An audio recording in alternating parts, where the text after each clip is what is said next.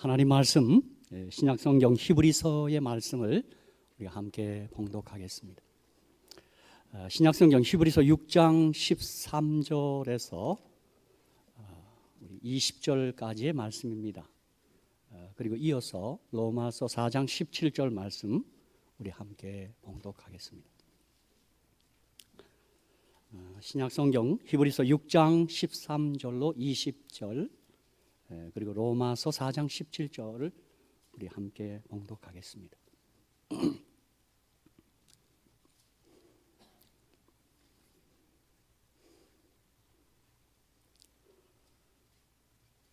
하나님이 아브라함에게 약속하실 때에 가리켜 맹세할 자가 자기보다 더 큰 이가 없으므로 자기를 가리켜 맹세하여 가라사대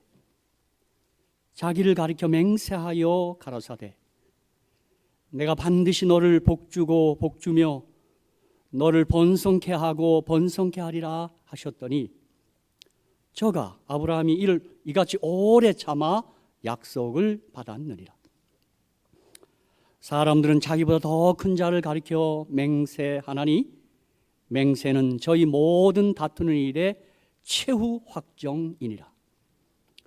하나님은 약속을 기업으로 받는 자들에게 그 뜻이 변치 아니함을 충분히 나타내시려고 그 일의 맹세로 보증하셨나니 이는 하나님이 거짓말을 하실 수 없는 이 두 가지 변치 못할 사실을 인하여 앞에 있는 소망을 얻으려고 피하여 가는 우리로 큰 안위를 받게 하려 하심이라.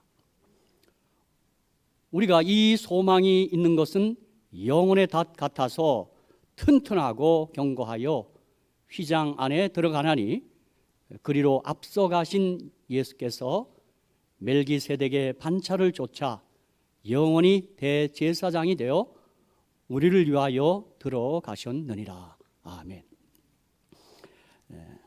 로마서 4장 17절 우리 다 같이 봉독하겠습니다. 신약성경 로마서 4장 17절 말씀입니다. 우리 이 4장 17절 말씀은 우리 다 같이 읽도록 하겠습니다. 로마서 4장 17절 말씀. 아브라함의 믿음 바 하나님, 그 하나님은 우리의 하나님이십니다. 우리가 믿고 있는 하나님이 어떤 분이신지에 대해서 로마서 4장 17절은 이렇게 우리에게 말씀하십니다. 우리 다 같이 제가 시작하면 한번 같이 읽겠습니다. 시작. 기록된 바 내가 너를 많은 민족의 조상으로 세웠다 하신가 같으니 그의 믿음 바 하나님은 죽은 자를 살리시며 없는 것을 있는 것 같이 부르시는 이시니라. 아멘. 저는 오늘 이 본문의 말씀을 가지고 창조의 생명과 부활의 생명의 복 이런 제목으로 함께 은혜를 나누고자 합니다. 유대교, 이슬람교, 기독교는 아브라함의 종교입니다. 이 3대 종교가 다 같이 아브라함을 그들의 조상으로 믿고 따르고 있습니다. 아브라함은 히브리인, 유대인의 조상입니다. 그가 이삭의 아버지인 까닭입니다. 그리고 아랍인들의 조상이십니다. 이스마엘의 아버지입니다. 우리가 아는 대로 하나님께서 그들에게 아들이 있으리라는 약속을 했는데 그만 조금 기다리지 못하고 자기 방식으로 애굽 여인 하가를 시바지라 해갖고 그냥 아이를 가졌는데 그 아들이 이스마엘입니다. 그 이스마엘이 지금 이슬람교 아랍 족속의 조상입니다. 그리스도인들의 믿음의 조상입니다. 우리가 성경에 보면 특히 로마서 4장 11절에 저가 할례표를 받은 것은 무할례 시에 믿음으로 된 의를 인친 것이니 이는 무할례자로서 믿는 모든 자의 조상이 되어 그랬습니다. 우리 아브라함은 우리 모든 그리스도인 예수 믿는 사람들의 믿음의 조상이기도 합니다.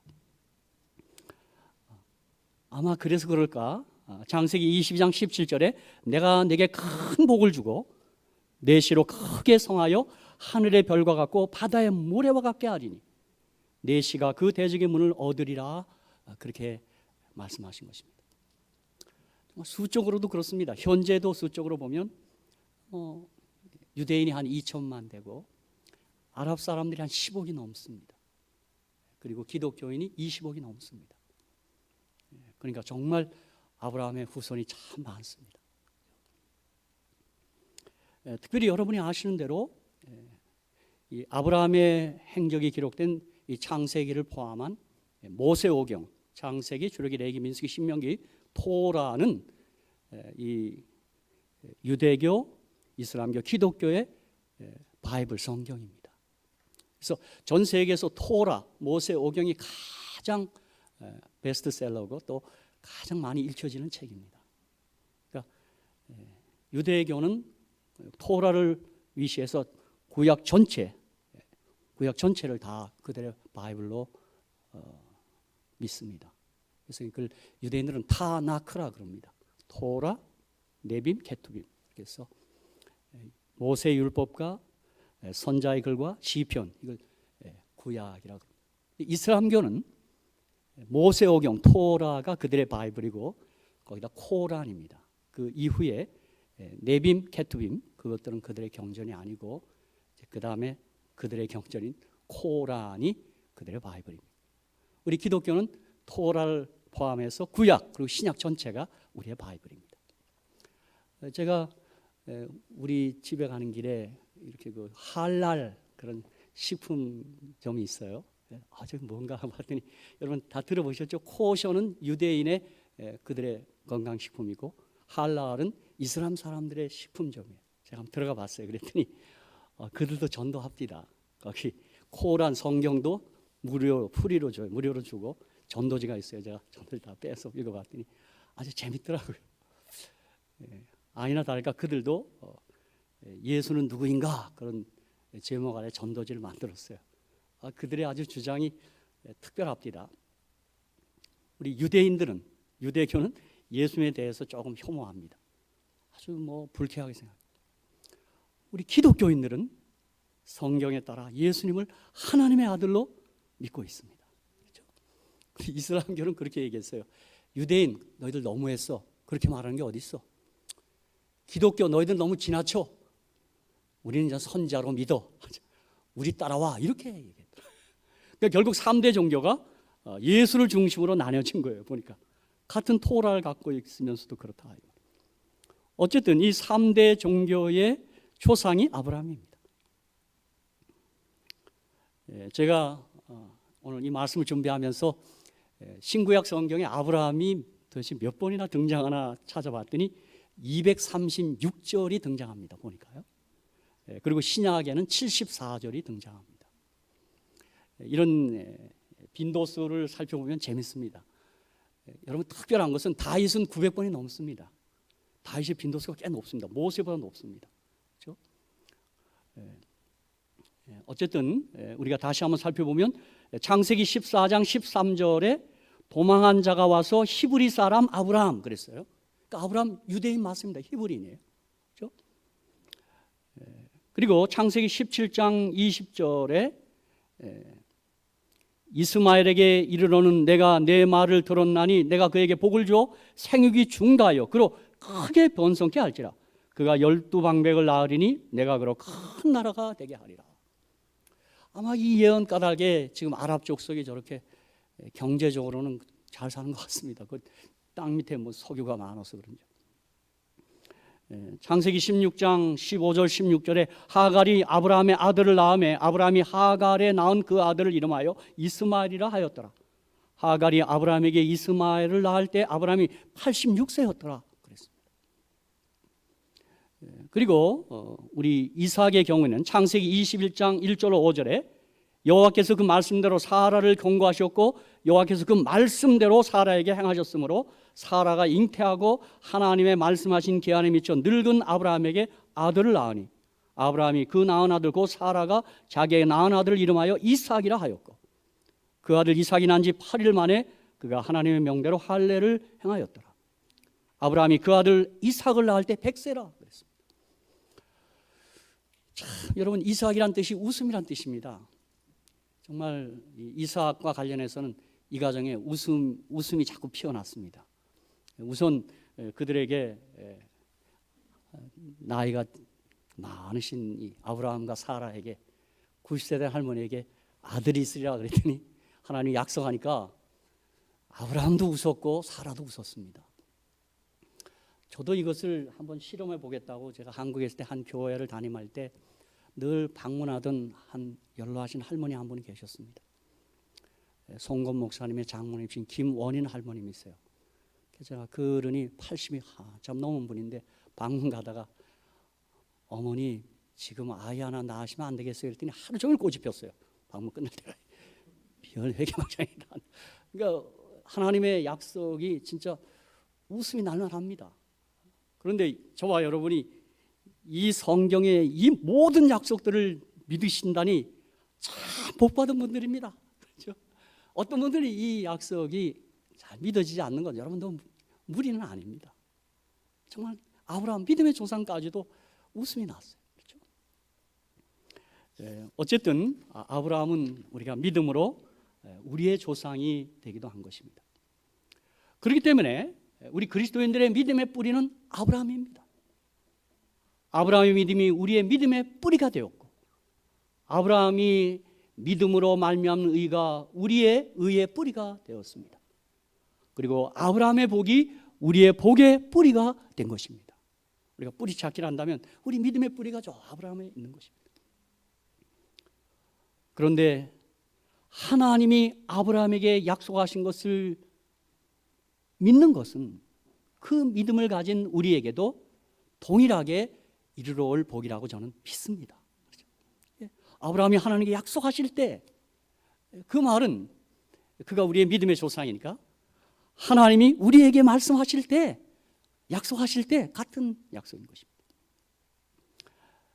여기 히브리서 6장 13절 14절 우리 한번 다 같이 한번 읽어볼까요? 저는 이 말씀 대할 때마다 그냥 읽기만 해도 가슴이 넉넉해집니다. 한번 다 같이 한번 읽겠습니다. 시작. 가라사대 내가 반드시 너를 복주고 복주며 너를 번성케 하고 번성케 하리라 하셨더니 저가 이같이 오래 참아 약속을 받았느니라. 아멘. 이게 오늘 우리에게도 하시는 약속인 줄로 믿습니다. 그렇죠? 예, 정말 하나님의 약속은 소중하고 귀하고 좋은 약속입니다. 그렇죠? 예, 오늘 아침 우리 아브라함이 받은 복을 우리 묵상하며 함께 은혜를 받고자 하는 것입니다. 저는 아브라함이 받은 복을 창조의 생명과 부활의 생명의 복이다, 그렇게 간추려서 말씀드립니다. 어쨌든 아브라함이 받은 복은 하나님의 약속을 받은 것이요 그분의 말씀을 쫓은 것입니다. 여러분, 그러니까 저와 여러분이 여러 가지 복을 받았고, 참 이번 주간에 우리 복에 대해서 감사하고 있는데 최고의 복은 계시의 복, 말씀의 복입니다. 하나님의 약속의 복을 받은 것입니다. 여기 다시 한번 히브리 6장 13절 18절에 하나님이 아브라함에게 약속하실 때 자기를 가리켜 맹세할 자가 자기보다 더 큰 이가 없으므로 자기를 가리켜 맹세하여 가라사대 내가 반드시 너를 복주고 복주며 너를 번성케 하고 번성케 하려 하셨다니 저가 이같이 오래 참아 약속을 받았느니라. 사람들은 자기보다 더 큰 자를 가리켜 맹세하나니 맹세는 저희 모든 다툰 일의 최후 확정이니라. 하나님은 약속을 기업으로 받는 자들에게 그 뜻이 변치 아니함을 충분히 나타내시려고 그 일에 맹세로 보증하셨나니 이는 하나님이 거짓말을 하실 수 없는 이 두 가지 변치 못할 사실을 하여 앞에 있는 소망을 얻으려고 피하여가는 우리로 큰 안위를 받게 하려 하심이라. 여러분, 이 거짓말 하니까 성경 생각나죠? 사람은 다 뭐예요? 거짓되대. 오직 하나님은 참되십니다. 그래서 산상순에 하나님은 저희들보다 함부로 맹세하지 말라 그랬습니다. 우린 거짓되고 우린 약합니다. 그렇죠?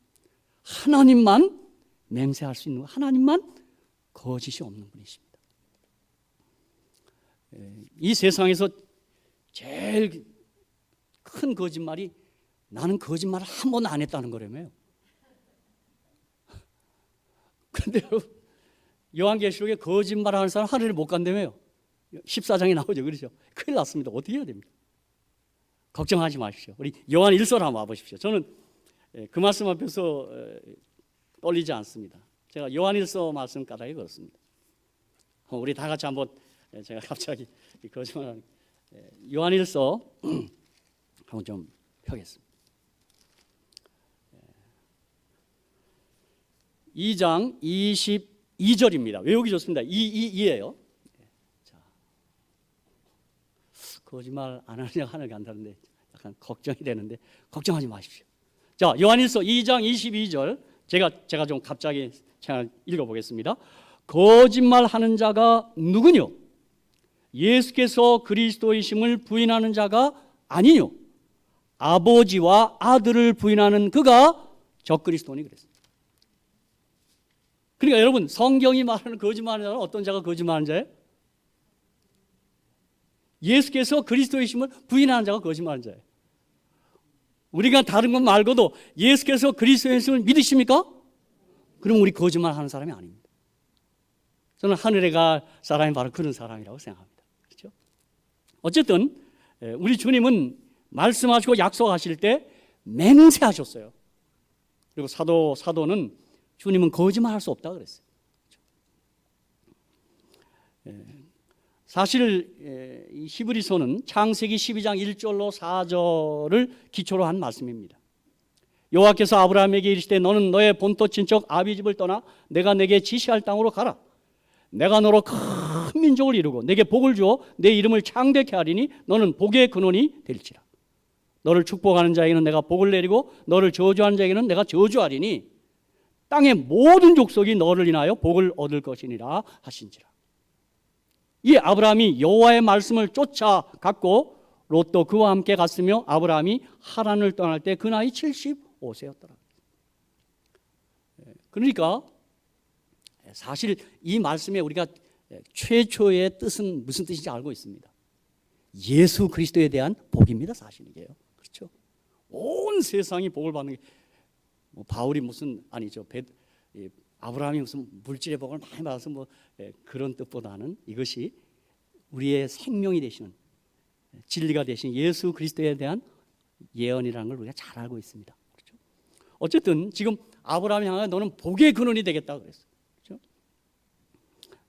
복이 그냥 흘러 넘쳐서 복의 근원이 되는 거예요. 그런데 우리가 성경을 이렇게 가만히 여러 곳을 살펴보면 아브라함은 믿는 가정에서 태어난 사람이 아니었습니다. 여호수아 24장 2절 3절에 보면 여호수아가 모든 백성에 이르되 이스라엘 하나님 여호와의 말씀에 옛적에 너희 조상들 곧 아브라함의 아비 나홀의 아비 데라가 강 저편에 거하며 다른 신들을 섬겼으나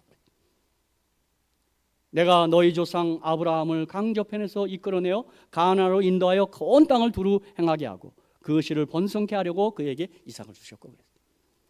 여기 여호수아 24장의 말씀에 하면 아브라함의 아버지는 우상을 숭배하던 사람입니다. 또 사도행전 7장 2절로 5절에도 이 아브라함의 부르심의 이야기들을 잘 기록해 놓고 있습니다.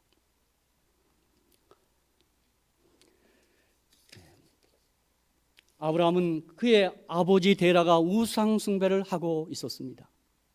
그런 집안에서 아브라함은 태어났고 자랐습니다.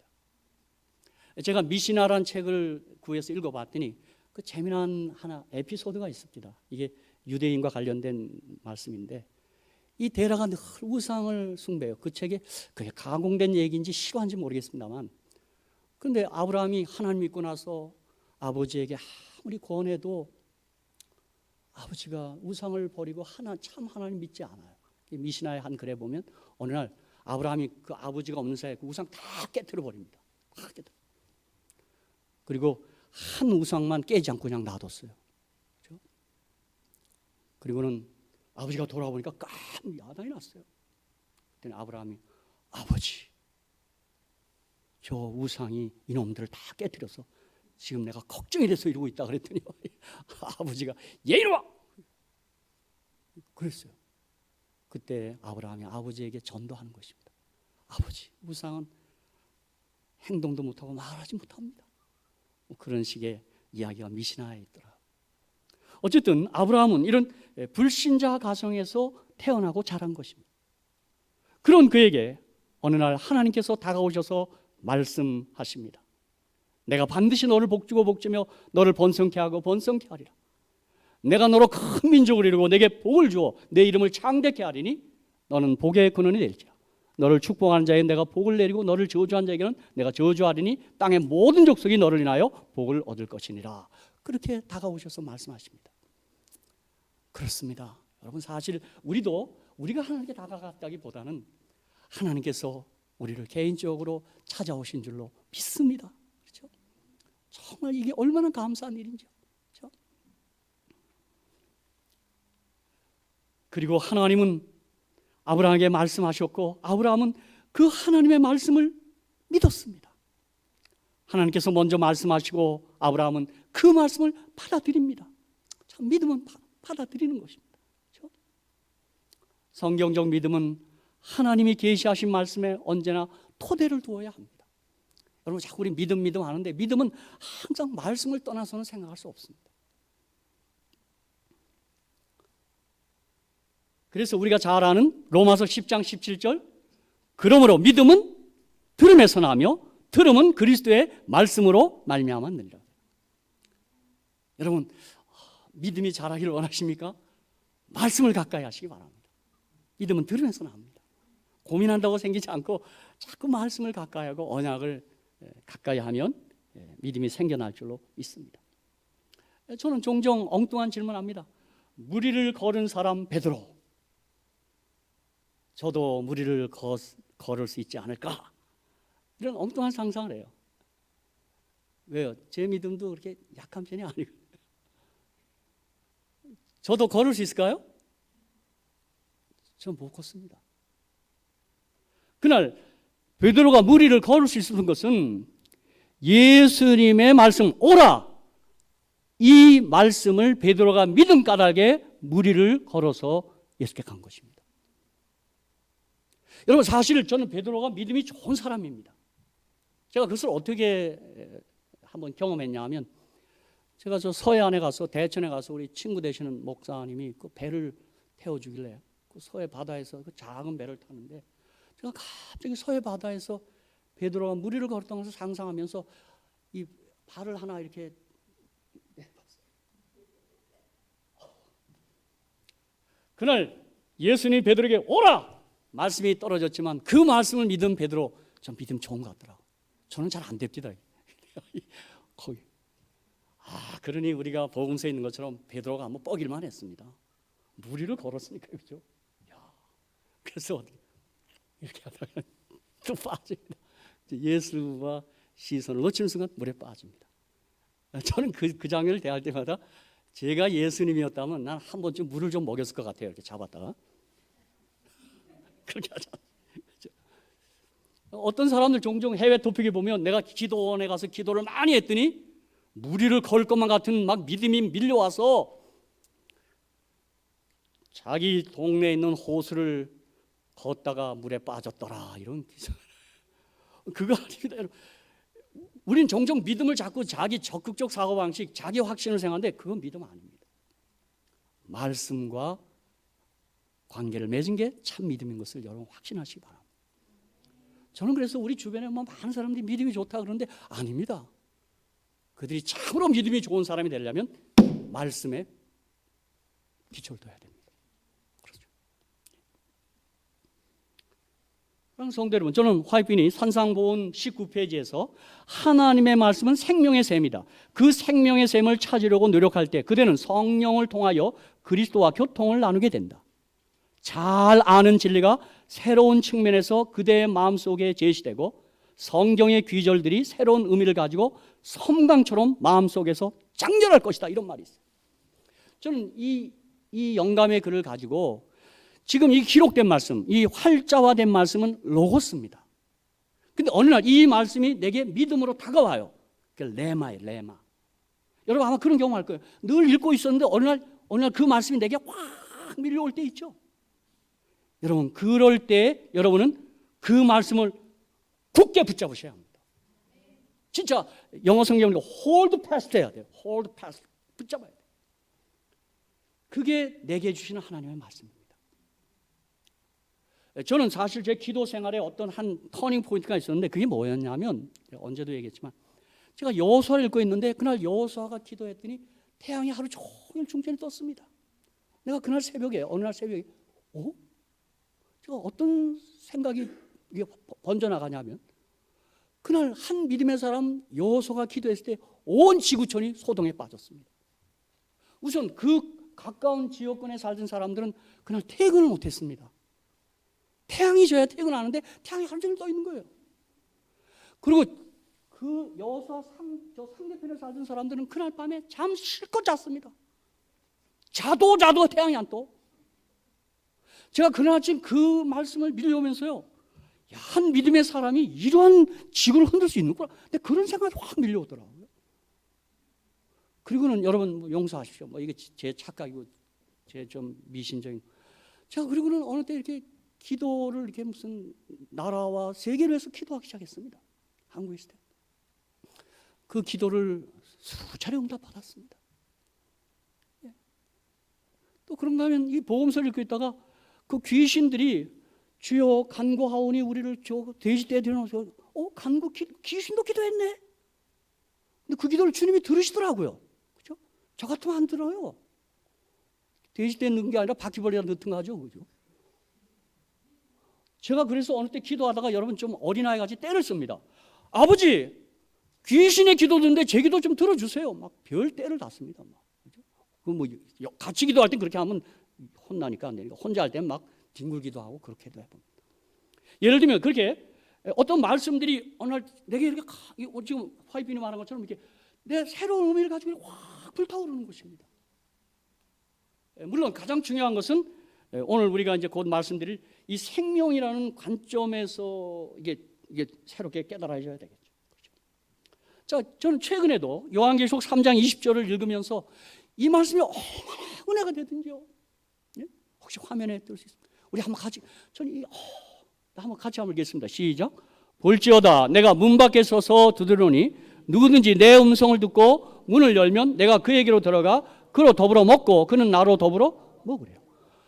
저는 이 말씀을 최근에 읽다가요, 주님이 내 가까이 계시는 거예요. 언제든지 열기만 들어오시는 겁니다. 주님이 얼마나 가까운 분이 되셨는지요. 이 말씀이요. 여러분이 아마 이런 내용의 간증을 좀 하라 치면 무수히 많을 겁니다. 그렇죠? 오늘 그 말씀이 내게 강하게 다가오는 겁니다. 그렇죠? 여러분 그때 그 말씀을 홀드 하셔야 됩니다. 진짜 꽉 붙으셔야 돼요. 그렇죠? 그게 이 성경 31,173절 주신 하나님의 의도인 것입니다. 그렇죠? 사랑하는 성도 여러분, 항상 말씀을 손에서 놓치지 마시기 바랍니다. 그리고 말씀을 읽고 묵상하다가 이 말씀이 살아서 내게 다가오거든 굳게 붙잡으시기를 주의 이름으로 축복합니다. 언제 그 말씀이 강력하게 다가올 때가 있어요. 그렇죠? 좀 약간 너무 좀 지나친 미신적이었는데 어떤 분이 성경 통독학교를 6박 7일 동안 하는데 그 집회는 그냥 성경 읽는 겁니다. 자다가도 깨어나서 읽고 밥 먹는 시간 빼놓고 다 읽는 거예요. 근데 한 분이 시각 장애자가 사복음서 읽다가 눈이 떠졌습니다. 이게 막 이제 더 듣고 있다가 또 그러니까 그런 경험들이 우리는 죄송합니다만 우리 김진홍 목사라는 분, 그분 우리 장로교 목사님인데 난 그분 그 간증을 들으면서 어느 때는 약간 갸우뚱하기도 했지만 그가 아마 무슨 사상범으로 데모하다가 교도소에 가 있을 때 너무 막 고문도 많이 하고 막 죽더랍니다. 그러니까 어느 때는 막 이게 이빨이 다 흔들리고 그러는데 살아야 되겠다 그래서 토끼 풀 그걸 다 뜯어먹기도 하고 그 별짓을 다 합니다. 그래서 막 그 요원들이 고문을 하는데 이 손가락을 다 까더랍니다. 그게 얼마나 아플까요? 그분의 간증을 들어보니까 어느 날 너무 아파서 그분을 째려봤답니다. 그럼 내가 나갈 텐데 너 나가면 내가 갈아먹겠다 그랬는데 그 다음에 안 들어오더라고요. 아직 그 조만한 사람이고 대단한 사람인데. 근데 한 번은 너무 너무 추웠어요. 이게 이제 사상범들은 아마 그게 좀 시설이 열악한 모양이죠. 그래서 그가 너무 추워서 막 동상은 나고 너무 추우니까 성경에서 불이라는 단어만 다 찾았잖아요. 불 달라고요, 그죠? 진짜 이게 믿어지는지 나 모르겠는데, 그랬더니 간판이 뜨뜻하더랍니다. 그게 한데 그날 동상도 났고요. 그래서 그분은 1월 며칠 갖고 금식을 한다 그러대요. 그 경험 때문에. 뭐 그런 것도 여기 해당될 수 있을지 모르겠습니다. 어쨌든 믿음의 조상 아브라함에게 하신 약속은 우리 믿음의 자손인 우리에게도 동일하게 하시는 약속인 줄로 믿습니다. 우리가 어릴 때 우리가 다니엘 요한시 시험만 너무 사랑하지 마시고 성경 전편에다 걸쳐서 또 뭐 저는 사복음서 추천하고 첫 성경 토라 여러분에게 강력 추천해 드립니다. 그런데 오늘 아브라함이 받은 복이 로마서 4장 17절에 의하면 기록된 바 내가 너를 많은 민족의 조상으로 세웠다 하신 것 같으니 그의 믿음 바 하나님은 죽은 자를 살리시며 없는 것을 있는 것 같이 부르시는 이시니라. 저는 첫 번째는 창조의 생명의 복을 그가 받은 것입니다. 없는 것을 있는 것 같이 부르시는 하나님. 아브라함은 이 경험을 그의 삶 속에서 실제 했습니다. 히브리서 11장 11절에 믿음으로 사라 자신도 나이 늙어 단산하였으나 잉태하는 힘을 얻었으니 이는 약속하신 이를 미쁘신 줄 압니다. 여러분 우리가 잘 아는 대로 이 75세 부르심을 받고 떠났을 때 그가 90이 되고 이제 100세가 다가오는데 자꾸 하나님께서는 내가 아들이 있으리라 그렇게 얘기해요. 창세기 17장 15절 16절 마침내 하나님이 또 아브라함이 이르시되 내 아내 사레는 이름을 사레라 하지 말고 그 이름을 사라라 하라. 내가 그에게 복을 주어 그로 내게 아들을 낳아주게 하며 내가 그에게 복을 주어 그로 열국의 어미가 되게 하리니 민족의 열왕이 그에게서 나리라. 아브라함이 엎드려 웃으며 심중에 이르되 100세 된 사람이 어찌 자식을 낳을까? 사라는 90세니 어찌 생산하랴? 웃었습니다. 창세기 18장 10절 15절 그가 가라사대 기한 이를 때 내가 정녕 내게로 돌아오리니 내 안에 사라에게 아들이 있으리라 하시니 사라가 그 뒤 장막문에서 들었더라. 아브라함과 사라가 나이 많아 늙었고 사라의 경수는 끊어졌는지라. 사라가 속으로 웃고 이르되 내가 노쇠하였고 내 주인도 늙었으니 내게 어찌 낙이 있으리요? 여호와께서 아브라함에게 이르시되 사라가 왜 웃으며 이르기를 내가 늙었거늘 어떻게 아들을 낳으려 하느냐? 여호와께 능치 못한 일이 있겠느냐? 기한이 이를 때 내가 내게로 돌아오리니 사라에게 아들이 있으리라. 사라가 두려워서 승인치 아니하여 가로되 내가 웃지 아니하였나이다. 가라사대 아니라 내가 웃었느니라. 얼른 거짓말하죠. 아니, 믿음의 사람들이 보세요. 안 웃었다는 거예요. 근데 우리 주님은 참 멋있는 분입니다. 왜 웃어? 이렇게 하지 않고요. 그죠? 왜 거짓말을 하지 않고 내가 웃었느니라. 그래서 참 우리 하나님, 성경에서 만난 우리 하나님 참 멋진 분입니다. 저는 언젠가도 얘기했지만 저는 이 대목을 읽을 때마다 내가 국회의원이 되면 청문회를 멋있게 할 텐데, 그죠? 증인 잡수셨죠? 안 먹었습니다. 먹었느니라. 나 이게 다 이렇게 하면 하고 싶어요. 하나님께서 아브라함과 사라에게 자식을 주겠다고 약속하실 때 그들은 모두 웃었습니다. 우리도 웃을 수밖에 없을 겁니다.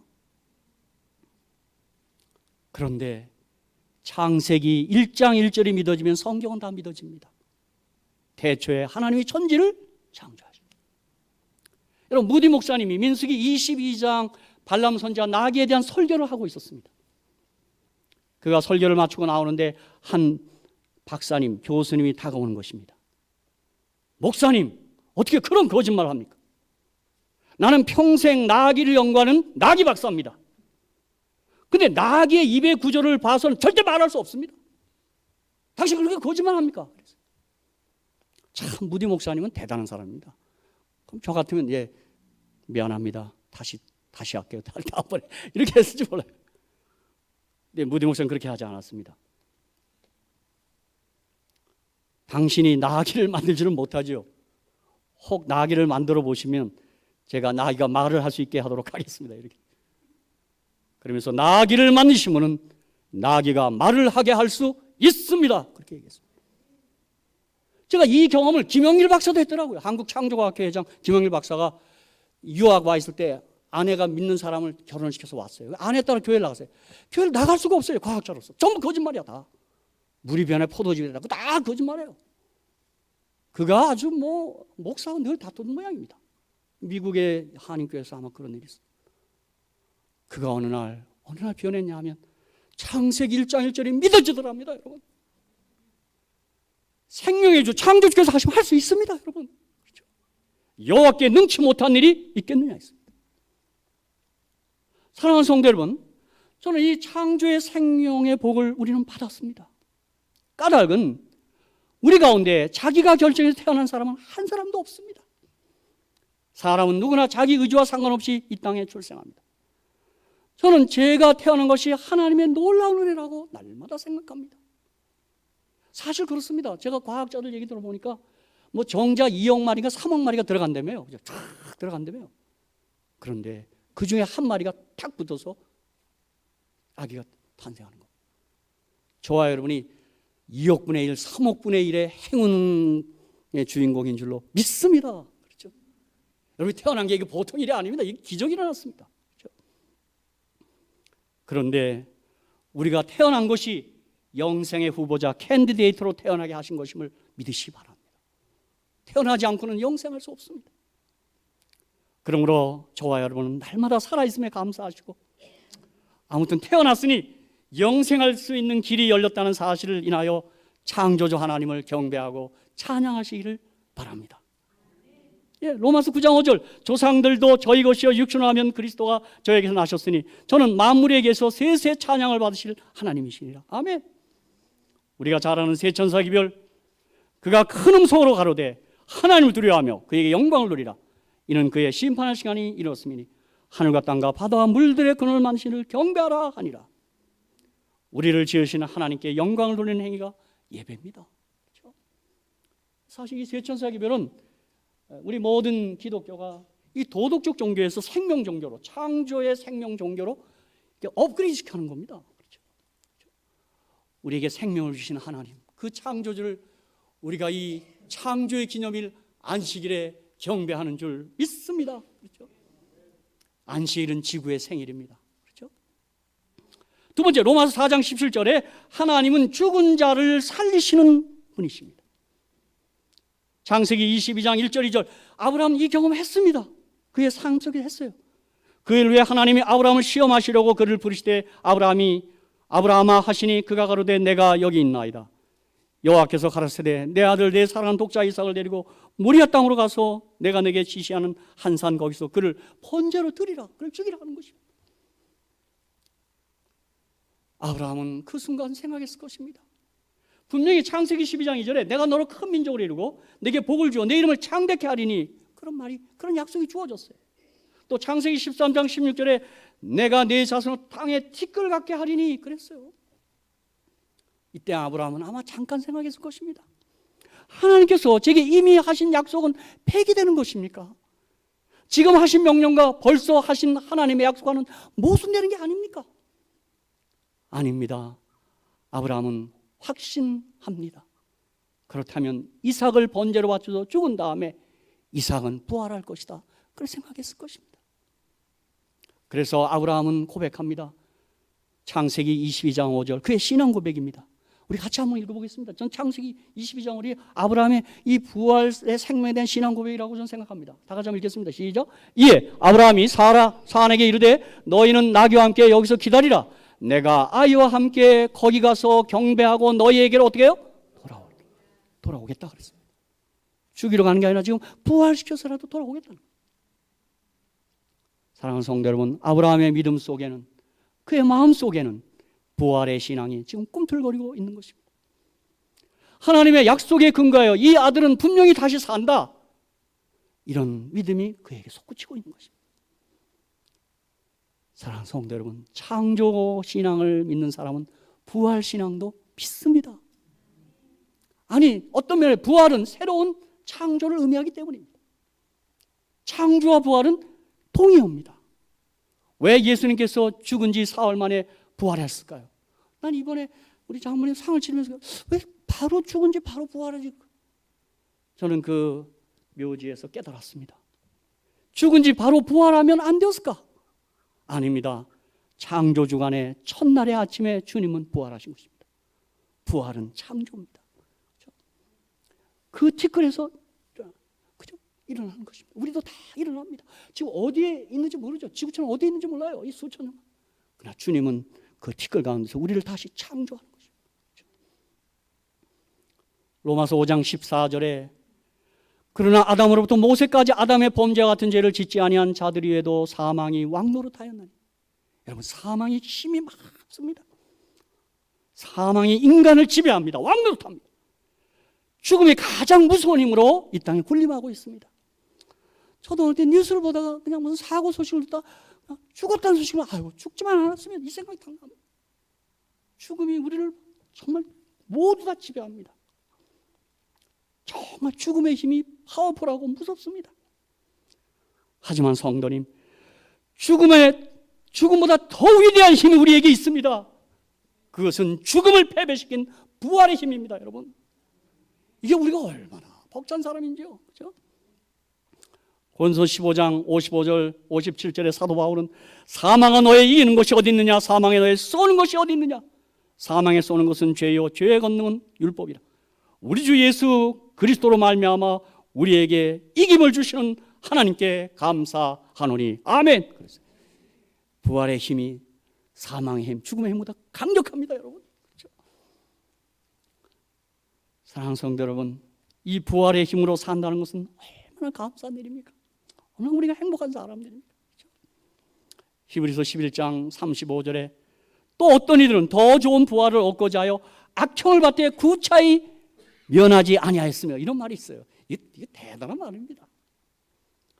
그들은 부활 신앙 때문에 구차하게 신앙을 타협하면서 목숨을 구걸하지 않았습니다. 그 뜻입니다.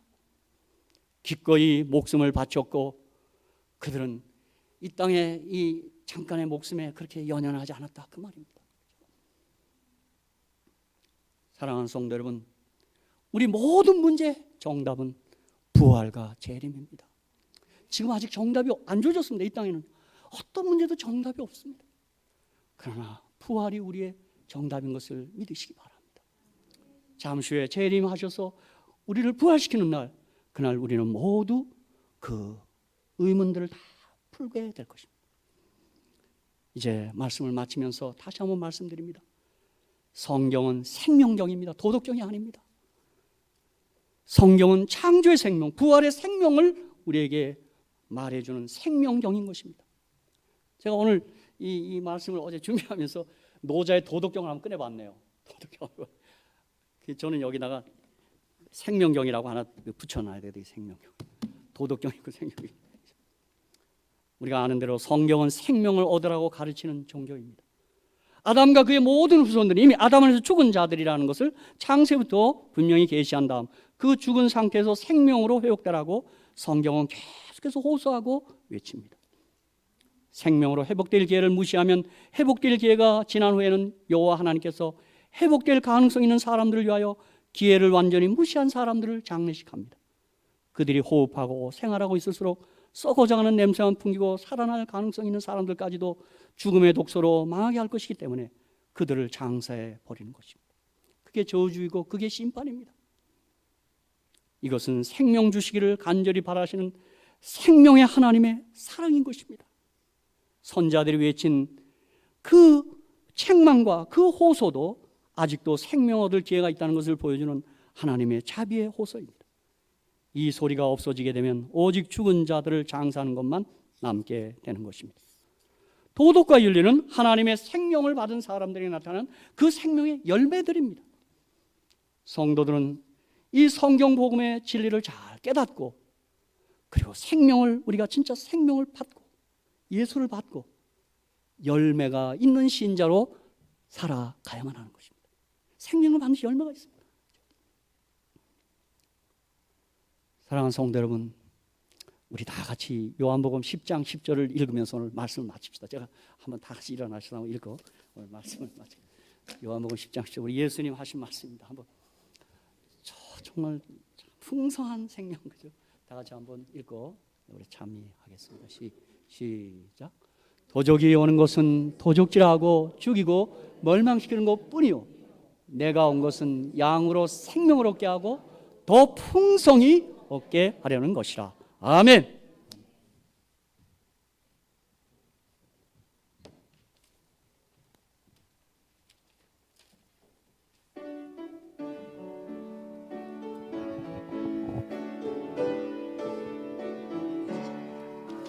복의 근원 강림하사 찬송하게